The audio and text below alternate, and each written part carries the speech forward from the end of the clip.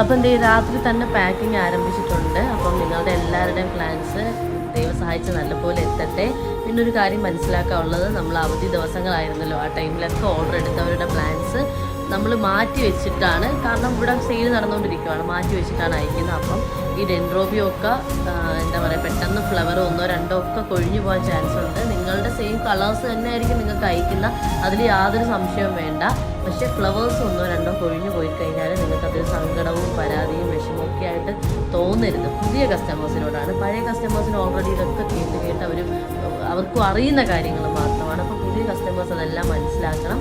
അപ്പം എന്തായാലും പ്ലാൻസ് നാളെ അയക്കുന്ന ആ ഒരു ടൈമിൽ തിങ്കളാഴ്ചയാണ്. അപ്പം കുറേ തിരക്ക് കാണും. എന്നിരുന്നാലും അതും നല്ല രീതിയിൽ നിങ്ങളുടെ കയ്യിൽ എത്തട്ടെ എന്ന് പ്രാർത്ഥിക്കുന്നു. നമ്മൾ താമസിച്ച് കഴിഞ്ഞാൽ ഫ്ലവറും കൊഴിഞ്ഞു പോവും, പിന്നെ പാക്കിങ്ങിൻ്റെ റിസ്ക്കും ഒക്കെ നിങ്ങളിപ്പോൾ കാണുന്നുണ്ടല്ലോ. അപ്പോൾ എന്തായാലും പ്ലാൻസ് കിട്ടിക്കഴിഞ്ഞാൽ പറയുക.